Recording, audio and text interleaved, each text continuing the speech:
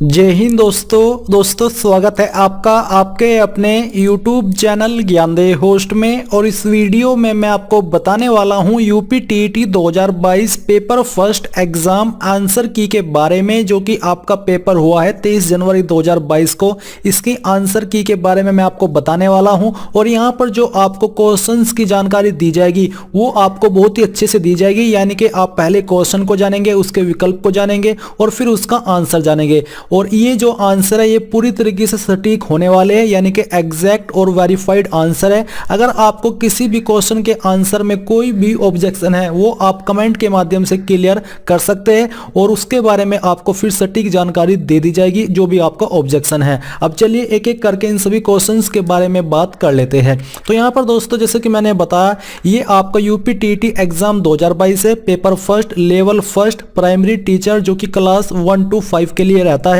इसमें दोस्तों exam date आपकी 23 जनवरी 2022 है। एग्जाम टाइम आपका सुबह 10 से दोपहर 12:30 बजे तक था। अब यहाँ पर जो आपका पार्ट 1 है लेवल फर्स्ट का इस पेपर का, वो आप देख लीजिए, बाल विकास एवं शिक्षण विधि। तो इसमें जो आपका पहला क्वेश्चन यानी कि सवाल था वह आपका कोहलर निम्न में से किससे संबंधित है। तो आपके यहाँ पर सभी विकल्प दिए हैं। पहला विकल्प है अभिप्रेरणा के सिद्धांत, दूसरा है अधिगम के सिद्धांत, तीसरा है व्यक्तित्व के सिद्धांत और ऑप्शन 4 है विकास के सिद्धांत। तो आपका राइट आंसर है 2, यानी कि अधिगम के सिद्धांत। इसके बाद दोस्तों अगला सवाल आपका आता है मैकडूगल के अनुसार मूल प्रवृत्तियों की संख्या होती है। Option A 15, option B 10, option C 12, option D 14।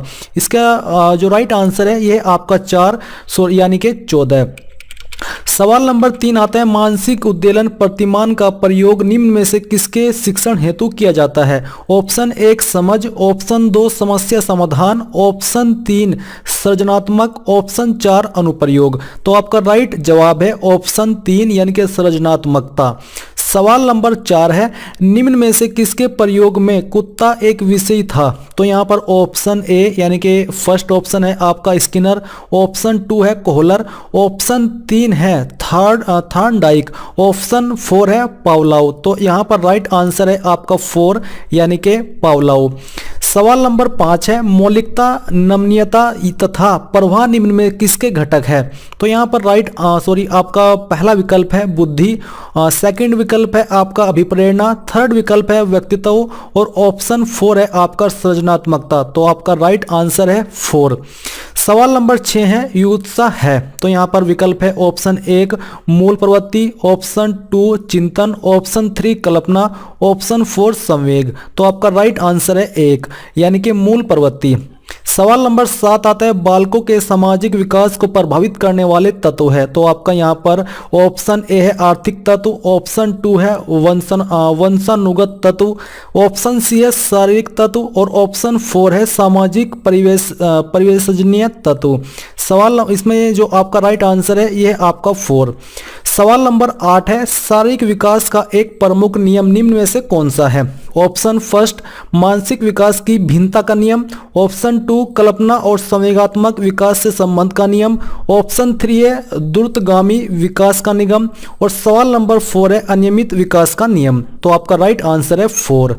सवाल नंबर 9 है निम्नलिखित में से कौन सा विकास का सिद्धांत नहीं है। अनुकूलित परिवर्तन सिद्धांत या ऑप्शन 2 समान प्रतिमान का सिद्धांत, ऑप्शन 3 परस्पर संबंध का सिद्धांत, ऑप्शन डी निरंतर विकास का सिद्धांत। तो राइट आंसर है आपका 1।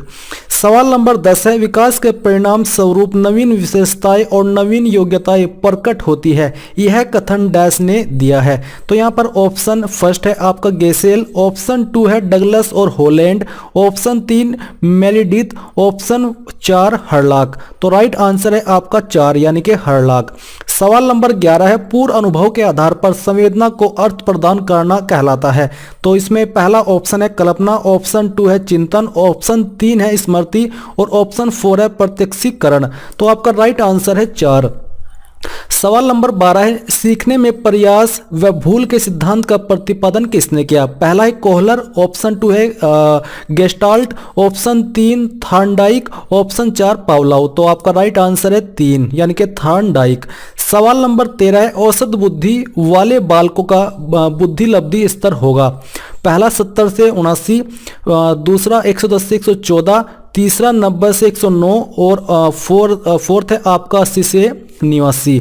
सवाल नंबर इसमें जो आपका राइट आंसर आएगा यह है आपका तीसरा यानी कि 90 से 109। सवाल नंबर 14 है, निम्न में से कौन तरल क्रिस्टलीय बुद्धि के प्रतिमान के प्रतिपादक थे?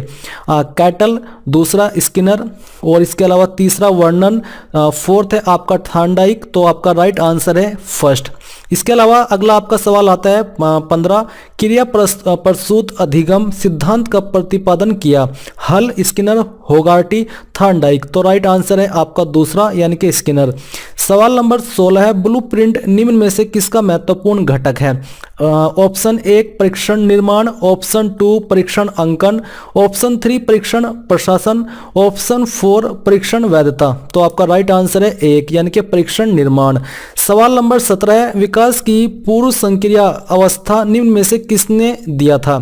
तो राइट आंसर है आपका 4 यानी कि पियाजे ने। सवाल नंबर 18 है, MPPI परीक्षण का उपयोग निम्न में से किसके मापन में किया जाता है? व्यक्तित्व, सृजनात्मकता, संप्राप्ति, बुद्धि। तो यहाँ पर राइट आंसर है 1 यानी कि व्यक्तित्व। सवाल नंबर 19 है, अधिगम हेतु निम्न में से क्या सर्वाधिक आवश्यक है? तो आपका जो पहला विकल्प है यह अभिप्रेरणा, दूसरा निर्देशन, तीसरा परिपक्वता, चौथा रुचि। तो राइट आंसर है आपका 4 यानी कि रुचि। सवाल नंबर 20 है, शैशव काल का समय है? तो यहाँ पर पहला ऑप्शन है 12 वर्ष से 18 वर्ष तक, दूसरा 15 वर्ष तक, तीसरा जन्म से 6 वर्ष तक और फोर्थ है आपका जन्म से 2 वर्ष तक। तो राइट आंसर है आपका 4 यानी कि जन्म से 2 वर्ष तक। सवाल नंबर 21 है, आपका कोहलर अपने प्रयोग से यह सिद्ध करना चाहते थे कि अधिगम। तो यहाँ पर आपके विकल्प दिए गए हैं। अभी मैं दोस्तों आपसे कहना चाहूँगा कि आपका टाइम वेस्ट ना हो, इसलिए मैं आपको क्वेश्चन रीड करके बताऊंगा और जो विकल्प है वो आप वीडियो को पॉज करके रीड कर लीजिएगा और आंसर मैं आपको वीडियो के अंदर ही दे दूंगा। इससे क्या होगा, इससे आपका टाइम ज़्यादा वेस्ट नहीं होगा क्योंकि आपने क्वेश्चन पेपर तो दिया ही है, आपको एकदम समझ में आ जाएगा कि हाँ यार इसका ये क्वेश्चन है और इसके ये विकल्प है। और मे भी जब आप इस वीडियो को देख रहे होंगे तो आपके पास में आपका क्वेश्चन पेपर भी होगा क्योंकि वहीं से आप मैच कर रहे हो कि आपने क्या आंसर वहां पर दिया है। इसलिए मैं यहाँ पर क्वेश्चन रीड करूंगा और जो विकल्प है उसमें मैं आपको आंसर डायरेक्टली बताऊंगा। अगर आप विकल्प रीड करना चाहते तो आप वीडियो को पॉज करके कर सकते हैं। तो यहाँ पर जो 21वां क्वेश्चन है इसका जो राइट विकल्प है यह आपका दूसरा यानी कि मानव का अधिगम प्रयोजन पूर्ण है। सवाल नंबर 22 है, किसने पाठ योजना की पंचपद प्रणाली प्रतिपादित किया? तो इसका राइट आंसर है फोर्थ यानी कि हर्बर्ट। सवाल नंबर 23 है, निम्नलिखित में ग्रंथियों के आधार और व्यक्तित्व के विभिन्न प्रकारों की चर्चा किसने की है? तो राइट आंसर है आपका तीसरा यानी कि कैनन। सवाल नंबर 24 है, सृजनात्मकता मौलिक परिणामों को अभिव्यक्त करने की मानसिक प्रक्रिया है, यह कथन है। तो राइट आंसर है आपका दूसरा यानी कि क्रो एवं क्रो का। सवाल नंबर 25 है, B.S. स्किनर के अनुसार बच्चों में भाषा का विकास होता है। तो राइट आंसर है तीसरा यानी कि अनुकरण एवं प्रबलन के फलस्वरूप। सवाल नंबर 26 है, मूल प्रवृत्तियों को 14 प्रकार से वर्गीकृत किया गया है। तो यहाँ पर आपका राइट आंसर है 4 जो कि है मैकडूगल। सवाल नंबर 27, किसी दूसरी वस्तु की अपेक्षा एक वस्तु पर चेतना का केंद्रीकरण अवधान, यह कथन है। तो राइट आंसर है आपका फर्स्ट यानी कि डम्बिल का। सवाल नंबर 28 है, निम्नलिखित में से किसका नाम सृजन शास्त्र के पिता से जुड़ा हुआ है? तो राइट आंसर है आपका 4 यानी कि गाल्टन। सवाल नंबर 29 है, 12 वर्ष से 16 वर्ष के बालकों हेतु हिंदी में डॉक्टर एस जलोटा ने कौन सा परीक्षण प्रतिपादित किया है? तो राइट आंसर है आपका 4th यानी कि साधारण मानसिक योग्यता परीक्षण। सवाल नंबर 30 है, बुद्धि के अधिकारक सिद्धांत का प्रतिपादन किसने किया? तो राइट आंसर है आपका 4 यानी कि स्पीयरमैन ने। अब यहाँ पर दोस्तों आपका भाग 2 आता है लैंग्वेज हिंदी। इसमें आपको यहाँ पर 31 से 35 में कुछ पहले ही निर्देश दिए हैं, आप यहाँ पर इसको रीड कर लीजिएगा। काफ़ी लॉन्ग है, अगर मैं रीड करने चला तो काफ़ी टाइम आपका चला जाएगा, तो इसलिए मैं यहाँ पर वीडियो को थोड़ा आराम से स्क्रॉल कर रहा हूँ। आप वीडियो को पॉज करके इसको अच्छे से रीड कर सकते हैं। अब जो 31वां सवाल आपका है यह कि घुमक्कड़ शब्द में कौन सा प्रत्यय है? तो आपका राइट आंसर है फर्स्ट यानी कि अक्कड़। सवाल नंबर 32, महावीर स्वामी का जन्म कहाँ हुआ था? तो राइट आंसर है आपका फोर्थ यानी कि वैशाली। सवाल नंबर 33 है, स्वच्छंद में कौन सी संधि है? तो आपका राइट आंसर है दूसरा यानी कि व्यंजन। सवाल नंबर 34, महात्मा बुद्ध ने जब बुद्धत्व प्राप्त किया तब उनकी अवस्था कितनी थी? तो राइट आंसर है आपका 4 यानी कि 35 वर्ष। सवाल नंबर 35 है, श्रुति धर्म का अर्थ क्या है? तो यहाँ पर आपका राइट आंसर है दूसरा यानी कि वैदिक धर्म। सवाल नंबर 36 है, का उच्चारण स्थान होता है? तो यहां पर आपका राइट आंसर है फर्स्ट। सवाल नंबर 37 है, 4 गज मलमत में कौन सा विशेषण है? तो यहां पर राइट आंसर है आपका तीसरा यानी कि परिणाम बोधक। सवाल नंबर 38 है, समास का विलोम क्या है? तो आपका राइट आंसर है फर्स्ट यानी कि व्यास। सवाल नंबर 39, सूत्र का तत्सम रूप क्या है? तो आपका राइट आंसर है दूसरा यानी कि शून्य। सवाल नंबर 40, आंख की किरकिरी होने का अर्थ है? तो आपका यहां पर राइट आंसर है फर्स्ट यानी कि अप्रिय लगना। सवाल नंबर 41 है, निम्न में से किस शब्द की वर्तनी सही है? तो यहां पर राइट आंसर है आपका 4 यानी कि अनुग्रहित, इसकी इस वर्ड की सही है। सवाल नंबर 42 है, निम्नलिखित में शुद्ध शब्द है? तो आपका राइट आंसर है 4 यानी कि पैतक। सवाल नंबर 43 है, श ध्वनि का उच्चारण स्थान क्या है? तो यहां पर राइट आंसर है आपका तीसरा यानी कि तालु। सवाल नंबर 44, अत्यंत शब्द में प्रयुक्त उपसर्ग है? तो आपका राइट आंसर है 2 यानी कि अति। सवाल नंबर 45, उपत्यका का अर्थ है? तो यहां पर राइट आंसर है आपका दूसरा यानी कि पर्वत के पास की भूमि। सवाल नंबर 46, निम्नलिखित में मौखिक अभिव्यक्ति का रूप है? तो राइट आंसर है आपका 2 यानी कि आशु भाषण। सवाल नंबर 47, हिंदी भाषा की बोलियां है? तो आपका राइट आंसर होगा तीसरा यानी कि 18। सवाल नंबर 48, सामाजिक शब्द में मूल शब्द और प्रत्यय है? तो राइट आंसर है आपका 2।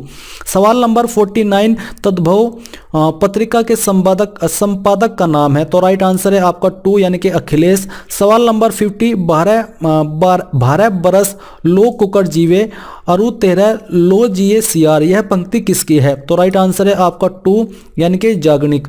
सवाल नंबर 51 है, अकाल का पर्यायवाची है? तो राइट आंसर है आपका फर्स्ट।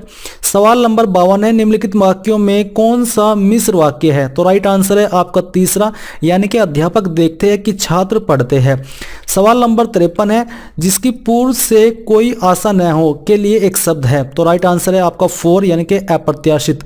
सवाल नंबर 54 है, मुझसे उठा नहीं गया वाक्य में वाच्य है? तो आपका राइट आंसर है तीसरा यानी कि इनमें से कोई नहीं। सवाल नंबर 55 है, निष्कपट शब्द का संधि विच्छेद है? तो यहां पर राइट आंसर है आपका फर्स्ट यानी कि पहले वाला सही है। सवाल नंबर 56, इस देश में हिंदी भाषा का प्रयोग लिखने एवं बोलने में किया जाता है? तो यहां पर राइट आंसर है आपका 2 यानी कि मॉरिशस, तो जो कि बहुत ही यूनिक आंसर मुझे भी लगा। सवाल नंबर 57 है, सूर सागर किस भाषा की रचना है? तो यहां पर राइट आंसर है आपका तीसरा यानी कि ब्रज। सवाल नंबर 58, वीरों का कैसा हो वसंत कविता किसकी लिखी है? तो राइट आंसर है आपका 4 यानी कि सुभद्रा कुमारी चौहान। सवाल नंबर 59, क्षेत्रीय में कौन सा विशेषण है? तो सवाल इसका जो राइट आंसर है ये आपका फर्स्ट यानी कि गुणवाचक। सवाल नंबर 60, चौराहा शब्द में समास है? तो राइट आंसर है आपका तीसरा यानी कि दिग्गु समास। अब गाइज यहाँ पर आप जिन क्वेश्चन के आंसर जानेंगे ये आपका पहली शिफ्ट का पेपर है और इसी लेवल का है जिस लेवल के अभी आपने जाने हैं, बट इसमें कुछ क्वेश्चन मिसिंग है। ये आपका डायरेक्टली लेवल फर्स्ट का पार्ट 5 यानी कि इन्वायरमेंटल स्टडीज का क्वेश्चन है यानी कि उसके आंसर है। तो चलिए इनके बारे में जान लेते हैं। तो आपका यहाँ पर 121वां क्वेश्चन है, ध्रुव तारा कहाँ कहा जाता है? तो राइट आंसर है आपका तीसरा उत्तरी तारे को। सवाल नंबर 122, भारत में प्रोजेक्ट टाइगर प्रारंभ किया गया था? तो आपका राइट आंसर है दूसरा यानी कि 1973 ईस्वी में। सवाल नंबर 123 है, कान्हा राष्ट्रीय उद्यान भारत के किस राज्य में स्थित है? तो आपका राइट आंसर है दूसरा यानी कि मध्य प्रदेश। सवाल नंबर 124, लखनऊ समझौता 1916 किन दो के मध्य हुआ था? तो राइट आंसर है आपका तीसरा यानी कि कांग्रेस व मुस्लिम लीग के मध्य है। सवाल नंबर 125, जंगली गधों का अभयारण्य कहाँ है? कहाँ है? तो आपका राइट आंसर है दूसरा यानी कि गुजरात में। सवाल नंबर 126 है कार्बन डेटिंग संदर्भित करता है। तो यहाँ पर आपका राइट आंसर है दूसरा यानी कि प्राचीन स्थलों में मौजूद हड्डियों या सामग्रियों के आयु मापन। सवाल नंबर 127 है संविधान सभा ने कब राष्ट्रगान को अपनाया? तो राइट आंसर है आपका दूसरा यानी कि 24 जनवरी 1950। सवाल नंबर 128 है बायोमैग्निफिकेशन है। तो आपका राइट आंसर है तीसरा यानी कि समय के साथ उत्तक में विषैले पदार्थ की बढ़ती सांद्रता। सवाल नंबर 129 है निम्नलिखित में से कौन जैवमंडल का अजैविक घटक नहीं है? तो आपका राइट आंसर है फर्स्ट यानी कि कवक। सवाल नंबर 130 है ग्रीन पीस इंटरनेशनल का मुख्यालय अवस्थित है। तो राइट आंसर है आपका फर्स्ट यानी कि एम्स्टर्डम में। सवाल नंबर 131 है निम्न में से कहाँ रासायनिक द्वारा जल प्रदूषण सर्वाधिक है? तो यहाँ पर आपका राइट आंसर है फोर्थ यानी कि पश्चिम बंगाल में। सवाल नंबर 132 भारत में पश्चिमी घाट के दक्षिण शुष्क है क्योंकि आपका राइट विकल्प है फर्स्ट यानी कि रेन शैडो प्रभाव है। सवाल नंबर 133 वन्य जीव सुरक्षा अधिनियम पारित किया गया था। तो राइट आंसर है आपका फर्स्ट यानी कि 1972 ईस्वी में। सवाल नंबर 134 वायुमंडल की ऊपरी सीमा पर प्रति इकाई क्षेत्र में प्राप्त होने वाली सूर्य विकिरण कहलाती है? तो राइट आंसर है आपका फर्स्ट यानी कि सूर्य स्थिरांक। सवाल नंबर 135 किस देश के संविधान से मौलिक कर्तव्य लिया गया है? तो आपका राइट आंसर है फोर्थ यानी कि यूएसएसआर। सवाल नंबर 136 है सर्वाधिक जैव विविधता पाई जाती है? तो राइट आंसर है आपका फर्स्ट यानी कि शांत घाटी में। सवाल नंबर 137 है एलपीजी के संदर्भ का क्या असत्य है? तो राइट आंसर है आपका फोर्थ यानी कि मीथेन उत्सर्जन करने वाला। सवाल नंबर 138 है पारिस्थितिक तंत्र के घटक है? तो राइट आंसर है आपका दूसरा यानी कि जैविक तथा अजैविक पदार्थ। सवाल नंबर 139 मकर रेखा है? तो आपका राइट आंसर है तीसरा। सवाल नंबर 140 इकोसिस्टम शब्द का प्रयोग सर्वप्रथम किसने किया? तो राइट आंसर है आपका दूसरा यानी कि डॉक्टर एजी टोंसले।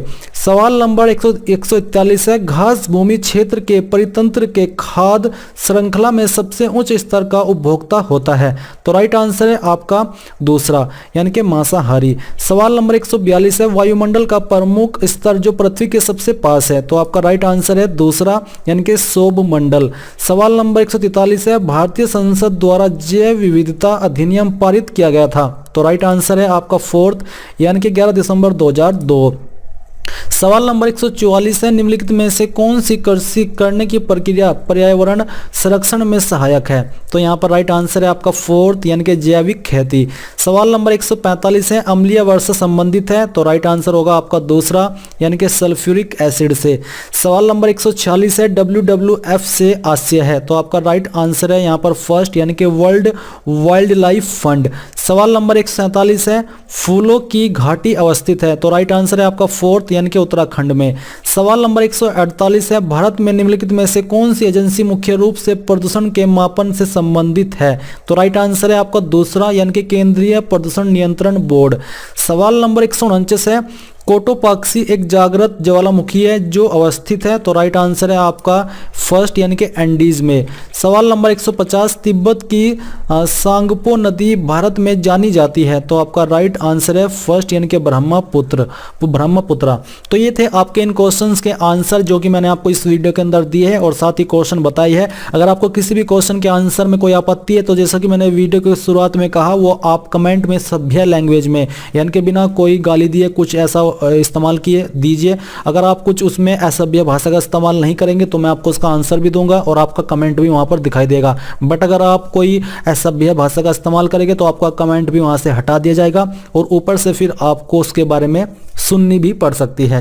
तो ये थी आपकी जानकारी। अगर आप चाहते हैं कि जो लेवल 2 का पेपर है उसके बारे में मैं आपके लिए एक वीडियो बनाऊं तो आप मुझे कमेंट करके बताइए कि सर हमें उसके बारे में वीडियो चाहिए। अगर आपके इस बारे में कमेंट आएंगे तो वो वीडियो भी आपको मिल जाएगी। सो इस वीडियो के लास्ट में मैं आपसे कहना चाहूंगा कि आप इस वीडियो को लाइक शेयर और आपके अपने यूट्यूब चैनल ज्ञानदेव होस्ट को सब्सक्राइब करके बेल आइकन को ऑन कर ले।